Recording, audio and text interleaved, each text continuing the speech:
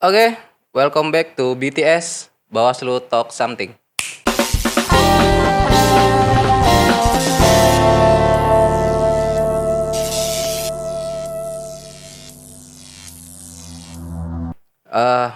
Selamat siang ini ya, menjelang sore. Kita kedatangan satu lagi tamu yang lumayan spesial lah ya di Bawaslu. Please welcome to Bang Yuda. Selamat siang gitu. Dia agak grogi depan kamera. Selamat siang, Mas Yoga Ah. dan teman-teman sekalian, sahabat podcast. Apa namanya nih? BTS. Bawaslu Talk Something, BTS. Terima Oke. kasih nih undangannya. Yes. Udah diajak hadir ngobrol di podcast Bawaslu Kota Samarinda. Oke. Nah, Mas Yuda ini punya nama lengkap Yuda Pratama Putra. Putera. Oh, ada name tag-nya tuh. Ada ini kelihatan nih orang-orang soleh aja ngeliat. Nah, beliau ini kebetulan lagi konsen di divisi penanganan pelanggaran ya. Di bawahnya Ibu siapa? Ibu Ratna Dewi Petalolo. Siapa tahu lupa ya kan? Ya, saya masih ingat Bu Dewi, tenang saja. Dengar gelar-gelarnya. Iya. Nah, beliau ini kebetulan datang ke Kalimantan Timur ya, khususnya di Samarinda. Nah, langsung kita culik ke sini nih untuk kita ngobrol-ngobrol dikit lah mengenai apa sih sebenarnya ngapain sih Mas Yuda ini jauh-jauh datang dari pusat sampai ke daerah gini kan.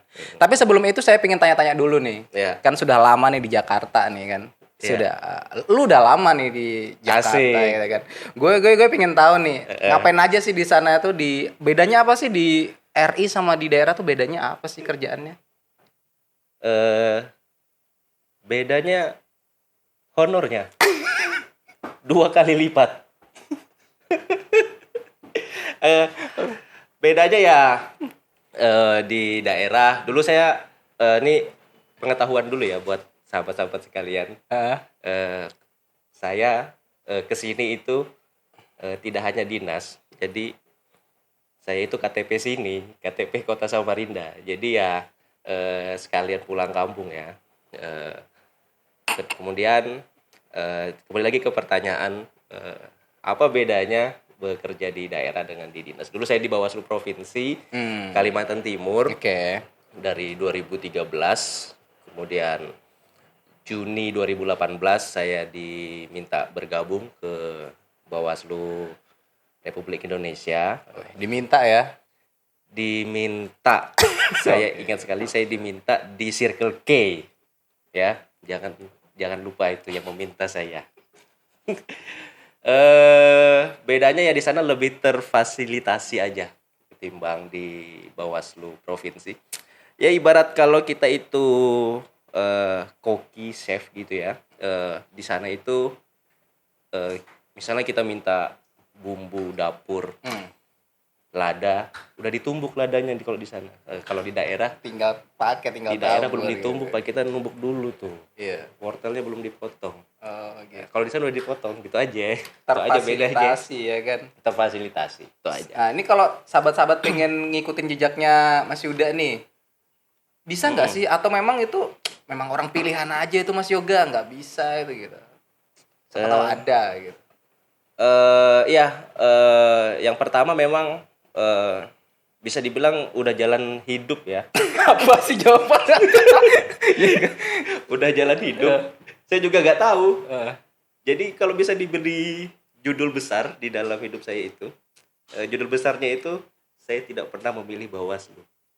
Wow. Nanti ada ininya ya. Ada. Iya. Gitu kan. Nah, jadi misal ingin mengikuti jejak karir saya juga nggak tahu gimana cara mengikuti jejak karir saya. Iya. Saya tuh lulus kuliah 2012. Oke. Harusnya saya itu kerja di sebuah perusahaan yang menjual spare part motor, spare part mobil. Saya tidak perlu sebut namanya karena kita sudah pasti tahu apa perusahaan itu. Seharusnya saya bekerja di sana. Namun karena sesuatu hal saya harus pulang ke Samarinda. Nah, ketika kepulangan saya itu saya bertemu seseorang yang ya menawarkan untuk bekerja di Bawaslu Mm. Provinsi Kaltim. Oke. Jadi singkat kata kepanjangan Bawaslu adalah bawaan siapa lu.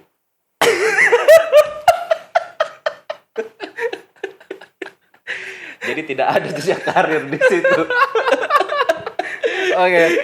Jadi saya garis bawahi nih Mas Yuda. Jadi sebenarnya Mas Yuda sendiri juga nggak ngerti nih bisa sampai sejauh ini gitu Iya, kan. iya, saya juga nggak tahu ya. Iya, flow like a water aja lah, ngalir aja gitu kan. Muaranya kemana ikut Iya. aja gitu. Tapi ngalir ini loh ya.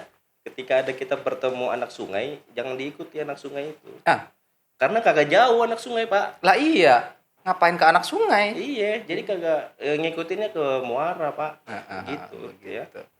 Itulah pokoknya. Jadi kalau mau ngikutin susah sih ya, karena itu udah memang garis takdirnya dia bilang gitu. Nah, lanjut nih.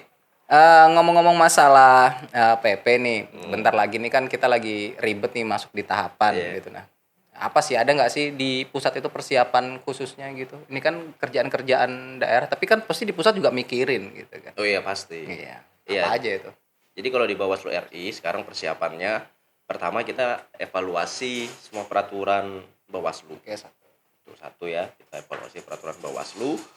Kemudian semestinya kita melakukan peningkatan kualitas SDM. Peningkatan kualitas dan kuantitas SDM. Ini ibarat kompetisi sepak bola. Ini kan lagi kosong tahapan nih. Jadi lagi pre-season lah gitu kan. Sejak 2012 kita kan nggak pernah kosong tahapan. Bener, Ini, langsung gitu. ya, Maraton ini bilang buat orang gitu. masyarakat yang tahu bahwa pemilu itu bukan pemungutan suara saja, Bapak Ibu ya. Bapak Ibu sekalian, pemilu itu panjang seperti itu, dan pilkada pun juga panjang. Jadi ini sudah kita lagi sedang kosong tahapan, makanya banyak penyelenggara pemilu yang menikah karena lagi kosong tahapan. Seperti itu. Menggunakan itu Menggunakan ya. kekosongan tahapan. Jadi persiapannya tadi kita untuk di penanganan pelanggaran sendiri, pertama peraturan Bawaslu, kita mengevaluasi semua peraturan Bawaslu yang terkait dengan penanganan pelanggaran. Yang kedua tadi sudah saya sebutkan, peningkatan kualitas dan kuantitas SDM. Kemudian kita juga ada akan meluncing sebuah aplikasi penanganan pelanggaran. Ini pertama kalinya dalam sejarah di pengawas pemilu Indonesia. Kita akan meluncurkan aplikasi yang sangat strategis yang berguna untuk mendukung potensi dari penanganan pelanggaran itu sendiri. Seperti itu kira-kira. Sementara sejauh ini. Buat apa itu aplikasi itu? Aplikasinya saya juga tidak tahu tuh. Untuk apa aplikasi itu? Dia kan bikin aplikasi kan. Ini lagi rame-ramenya metaverse lah kayak gitulah gitu kan, apa digital. Sampai nanti katanya kalau mau register bisa pakai digital gitu kan. Ini lama-lama kita Bawaslu semua serba digital, nggak ada orangnya kan. Akhirnya kita dijadiin Lego semua ini kan. Ya kan ngomongin sigap tadi kan saya ya sedikit lah dengar-dengar gitu kan. Jadi sigap pelapor itu intinya pelapor tidak perlu lagi ke kantor. Simpan uang transport Anda. Begitu. Anda bisa melaporkan melalui sigap lapor. Anda input identitas Anda pelapor, bukti-buktinya nanti akan kami periksa, nanti akan dilakukan validasi seperti itu.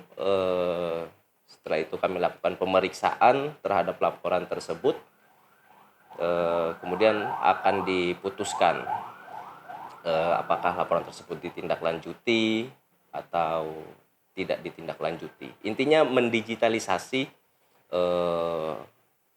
laporan tersebut, dan bagi pengawas pemilu pekerjaan Anda akan sangat transparan, publik akan mengetahui itu. Hati-hati loh ya, teman-teman Bawaslu Kabupaten Kota. Kira-kira seperti itulah mudahnya. Jadi sigap pelapor ini launchingnya belum, launchingnya bulan depan di tanggal Sementara direncanakan di tanggal 11 April. 11 April itu tanggal pergantian pimpinan periode 2017 ke periode 17 2022 ke periode 2022 ke 2027. Itu di tanggal itu sekalian nanti melaunching aplikasi Sigap Lapor. Namun untuk implementasinya secara 100% itu nanti sepertinya baru di bulan September atau Oktober seperti itu.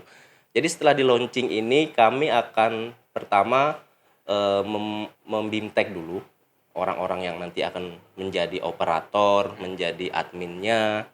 Seperti itu kami juga membuat pola kerja, buku manualnya, kemudian dikarenakan ini memanfaatkan teknologi, jadi ada sebuah prinsip di dalam pemanfaatan teknologi itu, jika Anda memanfaatkan teknologi maka Anda harus siap dengan langkah-langkah ketika teknologi tersebut gagal mencapai outputnya. Jadi kita harus juga mempersiapkan manajemen terhadap kegagalan teknologi ini atau aplikasi Sigap Lapor ini jika dia mendapatkan sebuah kegagalan untuk mencapai output yang diharapkan. Kemudian kita setelah melakukan BIMTEK tentunya sembari diuji coba terus ya di setiap daerah dari rentang April sampai dengan September Oktober itu uji coba, kemudian kita lakukan penguatan sarprasnya ya, karena di daerah kabupaten kota itu ada yang sering mati lampu. Iya, banyak. Ini pesan buat Dirut PLN ya, di daerah itu banyak yang masih mati lampu. Jadi harus diperkuat ya. Kemudian setelah itu baru diimplementasikan 100% ya, kalau tidak September Oktober. Perencanaannya di bulan itu, sementara September Oktober. Setelah di launching baru kami akan sosialisasikan ke masyarakat, kami akan memberitahukan bahwa kami punya aplikasi yang namanya Sigap Lapor. Anda bisa menyampaikan laporan secara online seperti itu, meskipun ini sistemnya masih hybrid ya, karena kami terus mengembangkan, kita ini pengawas pemilu masih terus mengembangkan aplikasi ini. Sebuah aplikasi itu perlu kita ketahui, lembaga sebesar Mahkamah Konstitusi saja perlu belasan tahun untuk mengembangkan aplikasinya. Sedangkan Sigap Lapor ini baru dikembangkan 1 tahun belakangan ini sampai dia nanti di launching seperti itu. Jadi akan terus berkembang ini, tapi nanti bisa dilaksanakan mulai, saya tidak menjanjikan ya, tapi ini masih perencanaan di bulan September atau ketika sudah tahapan pemilu 2024 dilaksanakan seperti itu. Nanti masyarakat bisa menyampaikan laporan secara online. Nanti dia setelah melaporkan dia akan memvalidasi itu, datang ke kantor seperti itu ya. Dan kalaupun melaporkan langsung ke kantor juga akan tetap diinput ke Sigap Lapor. Dan ini sistem aplikasi ini akan membuat setiap penanganan pelanggaran akan sangat transparan, akuntabel ya. Itu kinerja pengawas pemilu akan bisa dipelototin. Karena prosesnya kelihatan itu kan, step sudah sampai mana nih punya saya nih gitu kan, udah sampai sini nih, hasilnya apa gitu. Iya, jadi seperti tracking kalau kita pernah di e-commerce, belanja di e-commerce gitu kan, sudah sampai mana nih paketnya nih. Iya, gitu. di toko oranye atau di toko hijau itu kan gitu. Jadi kelihatan nih, wah ini pengawas pemilu nih nggak dikerjain laporan saya nih. Iya, nggak naik ke sini. Nggak naik. Ternyata salah Pak. Iya. Dia laporannya ke Balikpapan, ngeceknya Bawaslu Kota Samarinda. Oh, bisa jadi. Ya kan kagak Gitu. naik laporan gua nih, gimana wah. Ternyata salah ngecek. Nah, ngomong-ngomong masalah kayak gini, berarti kalau saya tangkap nih ya, berarti pelayanan ini nih bukan cuma untuk hari kerja, kayaknya 24 jam berarti ya. Enggak ya? Iya, laporan tersebut bisa dilaporkan di luar hari kerja. Laporan tersebut bisa masuk di luar hari kerja, di hari Sabtu atau hari Minggu. Tapi kan tentunya argonya untuk pemilu kan berjalan. Ya menyesuaikan lah. Iya, di hari kerja seperti itu. Ya kalau pilkada ya tidak melihat jam itu. Hari kerja, dia tetap hari kalender. Cuma ya itu tuh jadi kerja-kerja Bawaslu jadi lebih apa istilahnya ya? Masyarakat jadi melek juga gitu kan. Betul. Jadi jangan-jangan ini salah satu apa ya cita-cita untuk mencerdaskan kehidupan bangsa gitu kan masyarakat secara nggak langsung walaupun dia nggak ngikut ngupload nih dia jadi tahu kan katakanlah salah satu parpol gitu aku ngupload nih masalah kita kemarin nih dibuka lebar-lebar gitu kan sudah sampai mana ini barangkali kayak gitu Iya, kan dia live streaming gitu ya. iya kan nah, bisa jadi gitu wah ini kerja-kerja Bawaslu kota ini jadi makin udah nanti aja disigap itu kapan-kapan gitu bisa nggak sih Pak? Kalau saya yang dilantik presiden bisa. Gitu ternyata ya. Iya, jadi begitu terkait dengan sikap lapor. Dan sikap lapor ini selain dengan fungsi penanganan pelanggaran, dia nanti juga fungsi pendataan. Jadi memudahkan Bawaslu Kabupaten Kota, Bawaslu Provinsi, dan bahkan Bawaslu RI. Jadi nanti ketika dia selesai proses penanganan pelanggarannya, dia langsung terhitung. Misalnya Bawaslu Kota Samarinda, terhitung. Bawaslu Kota Samarinda telah menangani satu laporan dengan jenis pelanggaran ini, nama pelapornya ini, nama terlapornya ini. Jadi tidak perlu lagi mendata. Iya kita biasanya tuh rekapan apa segala macam. Nah, itu dia. Nanti dia langsung terdata. Iya, Cuma dengan syarat diselesaikan laporan itu. Kan nanti kelihatan tuh berapa laporan yang masuk, pelanggarannya yang diterima Iya. berapa, register berapa Iya. Aduh, canggih deh. Ya mudah-mudahan aja lah. Ini cepat di launching gitu kan. Iya, dan ini salah satu misi Bawaslu ya. Saya tidak tahu, buka aja website Bawaslu di nomor 3 atau di nomor 4 misi Bawaslu mendigitalisasi Oh iya. proses penanganan pelanggaran. Saya ingat-ingat dikit-dikit itu. Iya. Pokoknya kayaknya semua serba di digital gitu kan. Iya, Karena kita. emang eranya gitu. Udah era digital lah, jadi harus digitalisasi. Ya apakah ini akan menghambat proses kita nanti kalau ada masalah ke RI gitu? Kan nggak perlu lagi nih ke RI gitu ternyata untuk penanganan pelanggaran nih kalau ada sesuatu gitu. Semua kan sudah ada di sigap tuh kalau ada masalah segala macam nggak perlu konsultasi ke provinsi apa segala macam gitu. Gimana? Untuk konsultasi itu sifatnya ini ya subjektif saya kira tinggal keperluan dari Bawaslu Kabupaten Kotanya ya. Tapi nanti di 3 level ini Bawaslu RI, Bawaslu Provinsi dan Kabupaten Kota akan bisa saling memantau sudah sejauh apa Bawaslu Kabupaten Kota bisa dipantau oleh Provinsi dan Bawaslu RI. Satu lagi nih, maksud. Ngomong-ngomong masalah kayak gitu ya, biasanya ada cybercrime kan. Oh, Jadi iya. di KPU juga dulu sempat bikin aplikasi macam-macam tuh, Sidale segala macam. Yang sudah dia bilang, wah kuat lah ini, aman lah ini, nggak mungkin berubah datanya. Nah, toh kita tahu sendiri, kita beberapa kali sempat dia ngeblank, kemudian scam, tahu-tahu beberapa menit gitu. Nah, apa KPP sudah memikirkan sampai ke situ gitu? Karena ini loh pelanggaran orang loh ini yang dibahas ini tahu-tahu scam gitu kan ada aja bubunya kan hilang data gitu. Ya dicatat itu.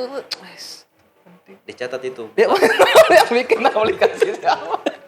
Iya kan karena ini kan bisa anu lah masalahnya kan wah. Iya benar. Di sini banyak data orang loh. Ya iya makanya saya tanya itu kan. Di servernya itu orang kalau mau mendapatkan akun bisa melapor kan dia harus kirim KTP-nya. Minimal. Iya. Dan nanti dikhawatirkan dimanfaatkan untuk pinjaman online. Oh, di Jakarta banyak. Iya. Jadi ya tentunya kami akan memikirkan hal tersebut. Iya. Dengan pengembang. Saya tidak tahu bahasa programmer ya, tapi Iya. di rapat-rapat saya pernah mendengar antisipasi untuk Malware. ya untuk hal tersebut seperti itu. Jadi oleh pengembang aplikasi ini yang bekerja sama dengan Bawaslu, hal tersebut telah diantisipasi. Namun nanti kita lihatlah ke depannya. Yang jelas hal tersebut tidak boleh terjadi seperti itu yang Tetap optimis. Ya. Maju terus digitalisasi Bawaslu ya RI. Oke. Ngomong-ngomong Bawaslu lagi nih Mas Yud. ya Ini kan sudah mau ada pemilihan ini. Sementara Mas Yuda ini kan udah lama banget di Bawaslu lah. Udah dapat asemnya, garamnya gitu kan. Seandainya nih ditawarin jadi komisioner di satu daerah gitu. Di Kalimantan Timur misalnya. Pilih balik ke daerah sebagai putra daerah atau tetap di sono tuh? Iya. Gimana? Jadi untuk saya sebenarnya Hah? saya harus perlu pengalaman pengambilan keputusan kan. Apaan? Pengambil Nggak bisa dong. Ini kan dari yang bersangkutan langsung jawabannya. Dan yang kedua, jika ditanya pengen balik atau enggak, Pengen lah. saya mau pindah KTP, Pak. Oh gitu. Wah, berarti jelas sudah ya.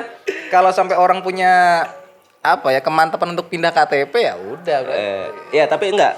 Saya tetap nanti akan berikhtiar untuk saya perlu pengalaman mengambil sebuah keputusan. Artinya menjadi ketua atau anggota Bawaslu, baik itu entah di level kabupaten kota, mulai dari situ atau nanti langsung ke provinsi seperti itu. Saya itu 9 tahun Iya. saya bekerja di dunia pengawas pemilu ya. Saya itu punya buku tidak terlalu besar, itu catatan hal-hal yang harus saya benahi. Kurang kerjaan sekali Anda. Buat apa ya buku-buku bikin kayak gitu tuh? Itu untuk ikut FPT di DPR. Begitu. Oke. Dasar nakal Anda ini. Saya sudah saya benahi. Saya sudah siapkan solusinya begitu, nanti saya tulis, saya gunakan nanti untuk ya bisa nanti saya jadikan buku seperti itu ya. Gitu kan. Ya nanti ya buat seleksi begitu kira-kira. Hati-hati loh. Yang lain loh. Tapi saya belum cukup umur ya, tenang, saya belum cukup umur. Umur kan nggak cukup. Iya. Pengalaman nggak cukup juga kali ya. Ya, pengalaman masih ya itu satu yang kurang. Saya belum jadi ketua dan anggota Bawaslu. Tapi suatu hari nanti kalau memang ditakdirkan ke sana. Warning ini. Oke, kan karena kan keluarga juga banyak di sini ya kan. Keluarga banyak Siapa di sih sini. yang nggak pingin jauh dari keluarga Iya. gitu. Pasti pinginnya deket gitu. Apalagi yang jaga anak-anak nanti kan. Ya, mungkin kalau kantor Bawaslu Kota Samarinda pindah, mungkin saya berpikiran menjadi anggota Bawaslu Kota Samarinda. Gimana? Gak usah. Pilih Bawaslu yang lain aja sana. Oke, ini kemarin kita sudah sering kedatangan teman-teman dari RI juga ya, dari provinsi juga. Iya. Ya tentunya saya juga pengen dengar juga lah saran dan kritik untuk Bawaslu Kota Samarinda dari Mas Yuda. Saya tuh tipe orang yang gampang melupakan kekeliruan ya, seperti itu. Sama banget. Jadi kalau Kota Samarinda punya kekeliruan pasti saya lupakan. Mungkin tempat parkirnya diperluas. Pak Ketua. Tempat enggak. Jadi saran sih. Ini general sebenarnya. Bekerja di pengawas pemilu, khususnya saya pikir di penanganan pelanggaran lebih berat, tapi di tempat lain juga saya pikir juga ada bebannya. Kita ini sangat bersinggungan dengan kepentingan politik seperti itu, sehingga diperlukan fondasi utama yaitu integritas, apalagi di dalam penanganan pelanggaran seperti itu ya. Dan integritas itu tidak hanya diucapkan, integritas itu lahir dari 2 faktor. Pertama, ikhlas. Yang kedua, Anda cinta.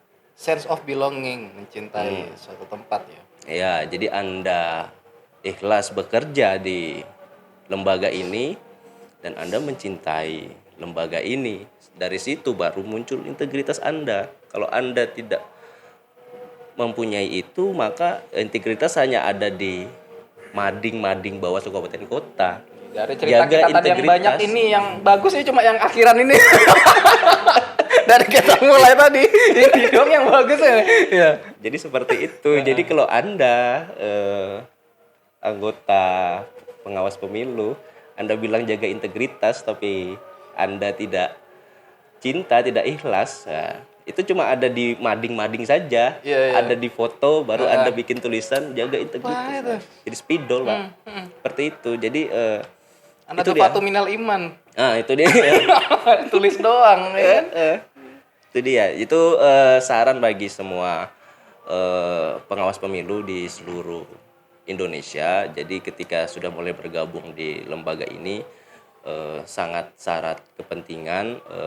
Jadi jagalah, besarkanlah lembaga pengawas pemilu ini dengan keikhlasan dan rasa cinta Anda. Seperti itu kira-kira. Oke, itu apa mau ada closing statement atau itu sudah sekaligus closing statement? Itu sudah closing statement. Barangkali ada pesan-pesan buat teman-teman yang di RI lah, barangkali kalau ke daerah mampir ke Samarinda sini podcast bareng gitu. Iya, jadi bagi teman-teman di Bawaslu RI sering-seringlah ke kota Samarinda. Alasannya transportnya gede Pak kalau ke Kaltim. Sekian dan terima kasih. Ya, baru banget emang undang orang ini emang ya. Oke, baik sahabat-sahabat. Tadi kita sudah ngobrol-ngobrol banyak sama Mas Yuda ya dari RI dan ternyata orangnya nggak seserius yang kita kira ya. Dia ada sisi-sisi humornya, sisi bapak-bapaknya juga, ada juga sisi apa ya kocaknya gitu kan gitu. Jadi jangan lihat sesuatu tuh dari mukanya yang serem, berewokan, matanya nggak karu-karuan gitu, cekong. Tapi dia juga ada sisi-sisi humornya gitu ya.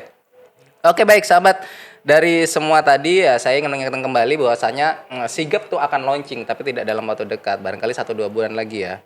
Kemudian bulan depan kemudian ada istilahnya trial and error dulu lah gitu. Betul. Kan sama sampai Oktober akhir tahun lah gitu. Karena sesuatu yang diluncurkan secara terburu-buru akhirnya hasilnya juga nggak akan maksimal gitu kan. Makanya kita perlu penjajakan dulu, kemudian dicoba. Kalau nggak bagus cari lagi yang baru. Kalau sudah fix mantap baru deh kayak gitu. Baru apa? Baru dihalalin. Itu dia ya. Oke, terima kasih sahabat-sahabat sudah nonton BTS. Terima kasih kepada Mas Yuda. Oke, sama-sama. Jangan lupa ya di subscribe, subrek, like, sama di share ke sebanyak-banyaknya. Oke. Terima kasih Mas Yuda. Mudah-mudahan kita bisa ketemu di kesempatan lain lagi. Assalamualaikum warahmatullahi wabarakatuh. Waalaikumsalam warahmatullahi wabarakatuh.